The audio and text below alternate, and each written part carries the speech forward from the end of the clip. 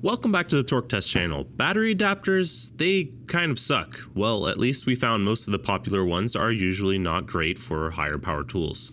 But the reason they exist makes a lot of sense. You don't want to have to buy matching color batteries every time you buy a new tool that meets your needs when your favorite brand is dragging their feet making that same thing. So what if you had a big battery that you could not only power most any power tool brand with and plug into them, but like supercharge them? One that you wore as a backpack maybe, and we're talking, and coming up you'll see battery draining tools like grinders, saws, multiple brands of each, drills, impact wrenches. Makita makes something like this, but in reading their manual, if it senses too much power being drawn and delivered, it shuts down.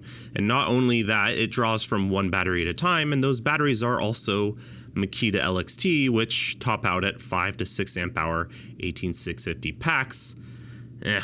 So what we want is something bigger, something spicier, something sketchier, and there's no better place to find sketchy than AliExpress. This looks stupid enough to not throttle our juice, and here, alright, they even make a DeWALT one in the same Makita teal color. DeWALT means much bigger batteries on tap. Boom, sold, and trust me, we're only getting started here. This is one funky little guy. The shoulder straps were mounted on backwards, so it's set up to run with this thing upside down. It's pretty cool though. Click a battery in and turn it on. It shows you the battery charge level and slots that are powered. Of course, it doesn't really close very well on a 5 amp hour battery, top shelf engineering there. So we'll have to find a workaround for that, especially since we want to be using various mainly larger batteries to pull from and just cram as much power into these tools as they're willing to accept. It uses this power supply looking power cord that goes to the tool adapter that for now clicks only into DeWALT tools, of course. Just pile your batteries into the backpack and you're set for some serious saw usage. Watch out for that cord though. Or you could use this maybe on an angle grinder or a 3-inch cutoff tool like this for basically all day long, presumably. Let's see how she chooches. On a PowerTech 7¼ inch saw, this thing with a 9 amp hour flexible battery, the stock one, which it likes best of everything from the brand, makes 5,180 RPM under a decent sort of 2x wood cutting type load on the saw scenario, and when maxed out, makes as much as 900 watts worth of sauce. As a sort of test just to see where we are, that same 9 amp hour flexible battery alone clicked into the backpack, which that thing sees this as 20 volts, puts out 4,075 RPM. Okay, and for max power, it's not moving the needle much further, able to dial it up to, 480 watts. But with a whole bank of batteries loaded into this backpack, that becomes, 480 watts again. And this power cord already getting a bit toasty from this underwhelming performance. So we've learned 3 things. 1, this is kind of weak sauce. 2, it's pulling from only one battery at a time, like the real Makita pack does, because 3, I'm an idiot. Of course it does. This is what this display is. Tells you the charge level and location for the battery being pulled from, one by one. You can't just load this thing up willy-nilly, various charge levels, battery capacities, cell types, discharge rates, and have it all pull from them all together at once. That's a recipe for a big boom. This was designed to do it sequentially, of course. So let's fix that. First step is this wiring. It's already getting warm from 460 watts of output. Yikes. The first step is to cut out all the bracket adapter wires out, and this is all 14 gauge, which isn't horrible, but we can do better. These tabs that they soldered onto aren't bad really, should do the trick. So basically, time to transplant some 10 gauge in its place, times 8 onto each of the adapter slide ins, then crimp some copper terminal connections on the end. Looking good. Next up is for the main leads coming from the new Death Machine. This is not going to do. This would become like silly string with the amount of amps we plan to have on tap.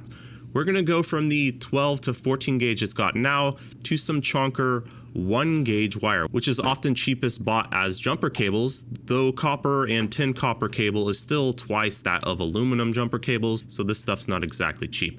This will work a treat. Just bought a long length, going to lop off the length that we need, then crimp together some new connections for these alligator clamps, and throw that new revamped set of jumper cables in the wife's car. These will lead into a backpack and connect to the main 1/4 inch bus bars that we have for the 10 gauge battery connections to bolt to. So just some heavy duty crimping needed here, soldering for good measure into those copper ends, and then with some heat shrink around it, we're on our way with a very spicy octopus of pixie power leading into and feeding out of this backpack. Now, don't try this at home. It's a solid 9 out of 10 on the stupid scale. All of these batteries will be hooked up directly into each other batteries. Even ignoring the danger of playing around with the cables when this thing goes hot, putting one battery that's half charged on the old parallel party plan here with the others that are fully charged, that's going to send all the power from the charged ones that they can muster into the half charged one with no regulation in between, in a hot, spicy, possibly fireworksy type display. The real way to do this is with a high amp BMS, but the lithium ion ones I found in the correct voltage range mainly worked with stuff in series with not enough leads going to each battery individually by the looks of it. Wouldn't fit inside with these thick non-bendy wires anyways. We're definitely going full YOLO mode here. So with the pack reading 20 plus volts from each slot, this is looking pretty good and ready to chooch. If you want some welding done basically at this point. Right now it won't click into any tools, and we want this to power any brand. Well, more realistically, any 18 or 20 volt brand to be more accurate about this. In steps our guy, 3D printed adapters on Etsy, no affiliation. We purchase these things each time. He just makes some spicy stuff, and we figured he might be up for some custom work. And he delivered. Just a week later, we got our first batch of PowerPack parts. We're talking Milwaukee, DeWALT, Bosch, Ryobi, and that's just the beginning. We could do Rigid, Hart, Metabo, Makita, Ingersoll Rand, Bauer, almost anything 18 and 20 volts really. He made these with straight up metal connections, no wires leading from the terminals down into these positive and negative plates, which bolt to our 1 gauge PowerPack backpack cables. These even have the correct resistors in them for the communication terminals in many cases, so the tools remain happy drawing more watts and aren't totally flying blind here. This sort of thing calls for a paint job and matching decals to look the part.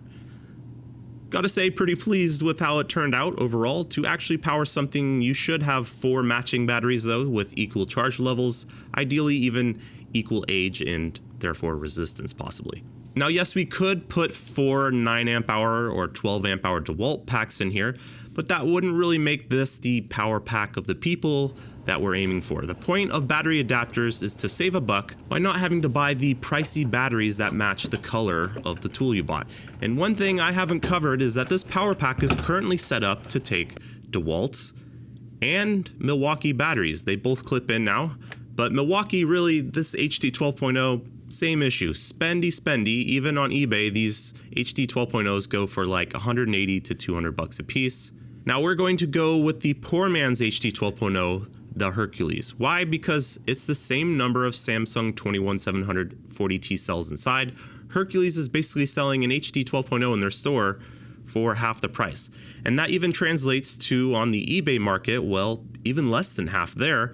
We got these 4 12 amp hour Hercules packs for 75 to 78 bucks a pop, less than a real XE 5.0. Oh, and these were all in new sealed packaging. Seriously, people put little values in these things, yet Flex rates these types of packs at 1800 watts a pop. And the Power Pack is Hercules compatible, baby, meaning this is now 48 amp hours, 7,200 watts peak worth of trouble. Another plus of using Hercules is their charger is really sensitive. Even if a battery is 95, 97% charged, it will charge it back up to 100%. A lot of chargers, you have to get that battery below 90% or so, and that's important for using balanced, less scary packs. It does make me wish Hercules made a 4-bank charger now though. Somehow in a battery adapter for all solution, it just feels right to have non-matching batteries in a yellow/teal case, plus it's triggering and I don't hate that either. Okay, enough of the 1-month build montage, let's see what this thing can do. Powering a Milwaukee with Hercules in a DeWalt Power Pack is just too funny to pass up, so we're gonna dive right into that. First up with their M18 fuel saw and their large 6-inch grinder. On the 6-inch grinder, an HD 12.0 makes 8,080 RPM under a decent load on the tool. Under the same load, the new TTC Power Pack delivers 8,500 RPM. Damn. When maxed out, that grinder with the HD 12.0 puts out as much as 970 watts. In the Power Pack with basically 4 of those things, yeah, higher, 1,150 watts, it's an angry unit. Fooling the tool's communication with the correct resistors and just delivering all the amps and all the volts on tap seems to really do the trick. Though at least in this case, Milwaukee may have found a way to beat us here. This was record-breaking for the tool until M18 pouch cell forge showed up, and well, yeah, it's still less speed under a load with 8,230 down from the 8,500 we got, but it did in our testing rake in 1,160 watts. I see how it is. Milwaukee had to go and rain on our parade. We might be 10 times the weight, but we're not out. In steps the M18 7¼ inch saw, and 1,200 to 1,210 watts it can do with an HD12 or forged battery. This is what the Power Pack puts out.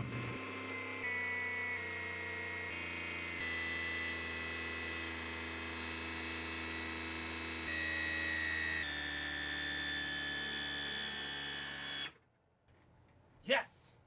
Okay, admittedly a little patting ourselves on the back there, but 1,430 watts from 1,200 to 1,210 with a forge, I'll take that, and the saw could barely take that. The saw is smoking, but power delivery on point, not even warm.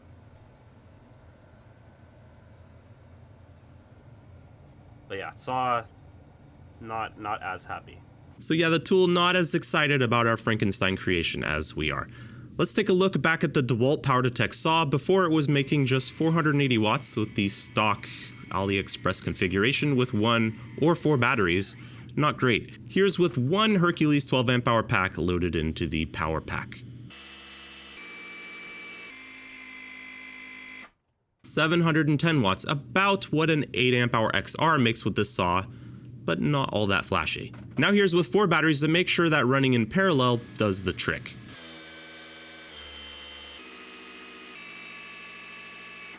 $900 watts. Okay, matching what the 9 amp hour flex volt does, the power detect isn't really detecting what the heck is even going on here, and it makes the max it's going to make one way or the other with any configuration. But it did bring more speed from the Power Pack during those loads. So we'd like to take a look at what a big piece of this puzzle is, and that's voltage drop. Voltage sag is something that happens to a battery once you pull the trigger. Your 20 volt max battery becomes 17, 18 volts of working battery real quick, like M18 advertises, but often more capacity helps lessen that drop, and boy do we have capacity in spades here with 48 amp hours. With a 700 watt load like a small microwave, the Milwaukee HD12 and DeWALT 9 amp hour Flexi are similar, having 3 rows of Samsung 21700s and drop similarly, with the edge going to the higher capacity battery here. The Forge is just doing Forge things here. That was more impressive than we expected. The Power Pack with a single Hercules 12 in it is still impressive, but not quite equal. It's delivering juice over a few connections and several feet of wire here, but still better than what an XC6 and XC 8.0 do by the numbers. With the Power Pack full of fun, man, it's like this thing doesn't even know it's being asked to do anything. It can't even be bothered to drop below its max advertised voltage of 20 volts.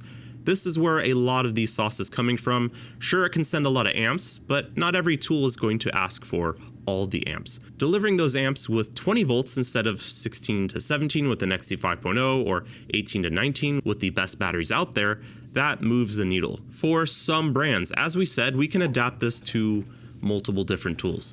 One tool you guys have been asking us to purchase is the ProFactor Bosch grinder. We tested their 4.5 inch and felt it was very good, but their ProFactor line was only available in 6 inch capacity, so we bought this for the occasion. And it's X-Lock, yeah, because I'm an idiot, can't adapt that to the dyno, so we bought another Bosch ProFactor with a 5/8 threaded arbor, and here we are. We'll include this in a future 6 inch grinder head-to-head, but what we got here is a grinder with a 8 amp hour ProFactor battery making 6,360 RPM under load. Under that same load, but with a shoulder strap spicy box, that becomes 6,760 RPM. This would be a tough tool to bog down in this form. Maxed out with the ProFactor battery, this tool is able to put out a respectable 760 watts. And with the Power Pack mode, that becomes a very familiar Yes, again, 760 watts. We've also seen this with Bosch 12 amp hour Pro Factor batteries. Maybe not more power, it's just mainly more runtime. Maybe they have some very specific programming on the board and motor. But still, grind away all day, more speed when pushed hard, more work done, don't need to be near an outlet. Not mad at that. Ryobi though, Ryobi's sort of mad at adapters, as in they don't like them. Standard batteries, good to go. Battery adapters, you get sort of a Morse code from them. So the idea was to get around that with some custom adapters and lots of juice here, and there was plenty of juice to be delivered. When pushing, it would pile on maybe 10 to 20% more beans, but they are still rocking that rave beat. The HP communication being at the bottom of their battery packs into the tool, we think that's basically an unlock button to tell the tool you paid for higher performance batteries, because they will take the juice, it's just not happy requesting it unless you're able to somehow mate up with those extra connections. Mission failed successfully. And finally, we wanted one last battle with the M18 Forge for bragging rights, basically. It's sort of 1-to-1 on the scoreboard right now, and one tool that battery really punched above its weight on is the 1-inch D-handle Impact 2868, $1,000 impact wrench, basically. This took this thing from an already not small 1,403 foot-pounds to 1,534 foot-pounds. Let's see what we can do. The current gauge display output is times 1.31 4 foot-pounds.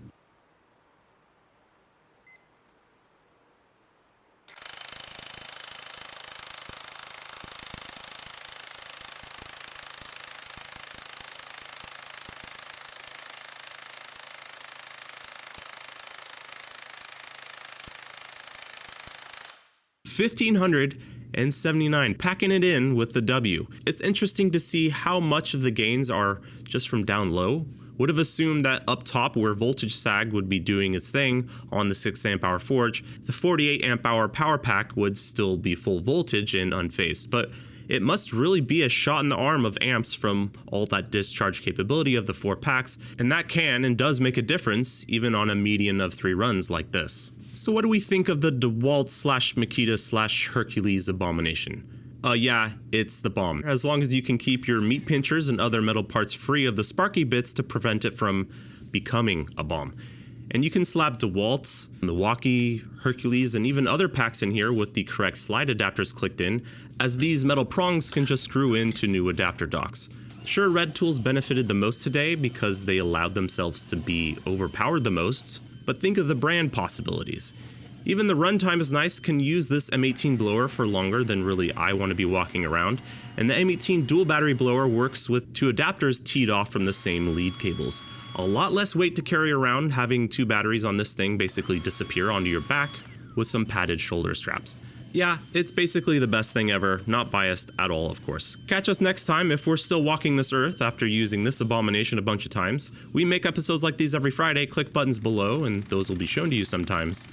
Thanks for watching.